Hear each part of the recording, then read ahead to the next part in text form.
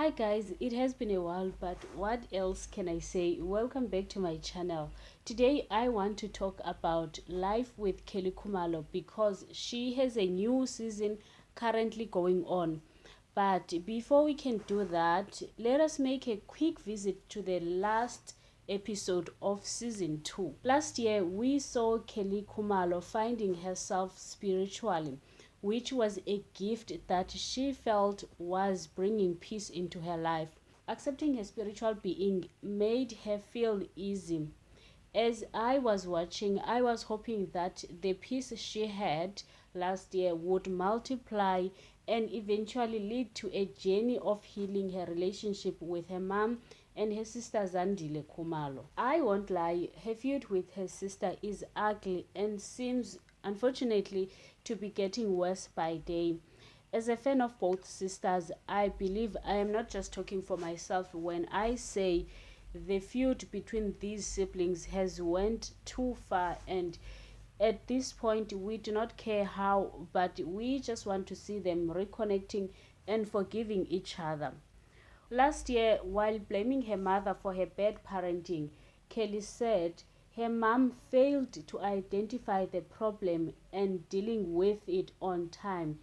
In her opinion, she said the feud had reached a point of no return, which was so ugly and emotional to watch. Season 2 ended on a high note, which was bad for fans who were hoping for a better change in the Khumalo family.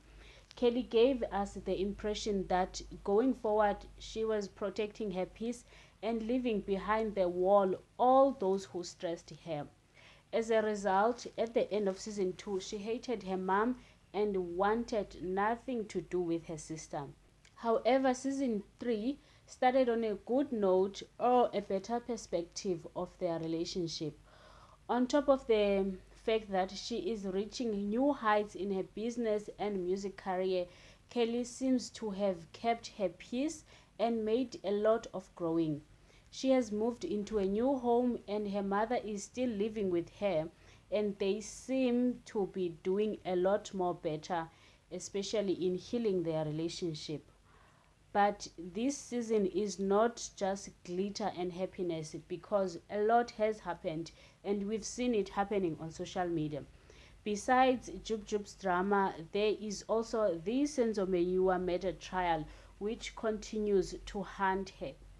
She had a moment with her best friend Wanda Baloyi where she unpacked the complicated relationships she has had with her in-laws, which she described with an S word. Starting by commenting on Jub's Mother's Day Instagram post, looking back on that day, that post gave us as fans that there was hope between the two ex-lovers, at least care for their son. But Kelly's reaction was kinda like he must go F himself. Now, at this point, in fact, I do not know who is lying to us because Jub says this on the media, but Kelly Khumalo says otherwise. For instance, last year, the father wished his son a happy birthday on Instagram. His followers asked whether he had met his son yet. He said no, but soon. From that, I was hopeful. I thought he was actually doing something that will make the Khumalos allow him to see his son. I know on the show Kelly and her mom have said that one of the necessary things that Jub has to do in order to see his son is to pay damages. So now after that post, I legit thought he was reaching out to the Kumalos and doing the right thing. But it turns out he has different plans. Kelly still says Jub has never reached out to her. I am not sure what is his plan, but it looks like it involves talking bad about Kelly on interviews and apologizing on social media and sending slay queens to persuade Kelly Khumalo to let him see his son. I know a man who wants a relationship with his child when I see one. I will never stand in the way of that. However, and then, okay, this is what annoys me. Some slay bum DMs me to say that, oh, Milimo is my friend. All he talks about is his son. And I hope you find it in your heart to just allow him to prove himself. I'm like, who the I have given up on Jub Jub doing the right thing by his son. Maybe his plan is to meet him when he turns 18. That's the only explanation I have at this point. At the end of episode 1 in season 3, Kelly and Wanda also talked about the Senzo Meyiwa documentary and her perspective of the relationship that Senzo had with his family. that family did not love Senzo. They never loved him. He was a cash cow. You know the first thing that woman said when Senzo passed on? Sizokondliwa ubani? Who's going to feed us? Your son is dead. The only thing you are thinking about is flipping food.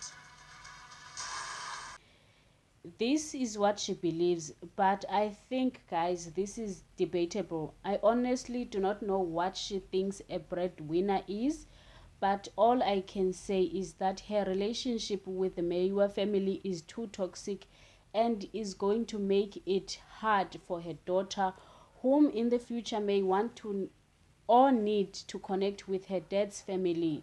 It looks like the quest for justice to be served for Senzo Meyiwa is further straining all possibilities of the two families ever coming together and even pretending to be on better terms that would allow the daughter to have a relationship with her father's family also.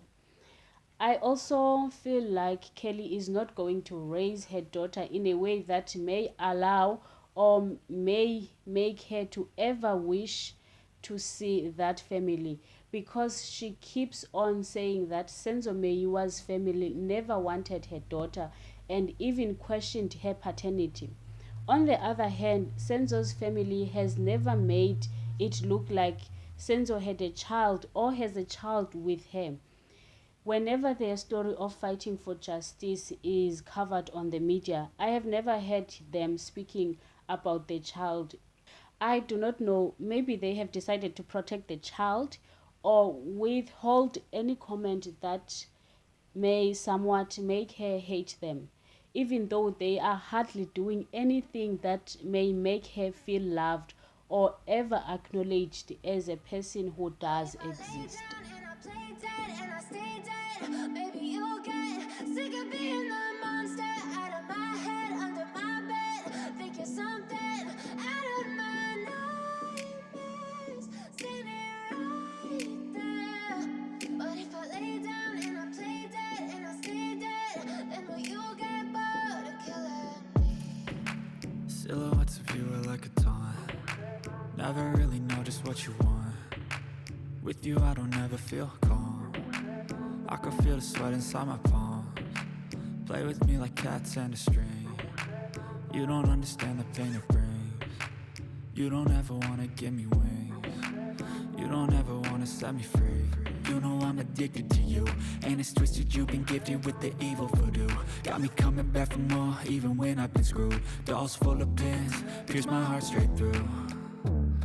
I got issues in my head. I like you in my bed, but you keep me on red. Oh, everything is like a test. I better not text or I'll come off desperate. But if I lay down and I play dead and I stay dead, baby you'll get sick of being the monster out of my head, under my bed. Think you're something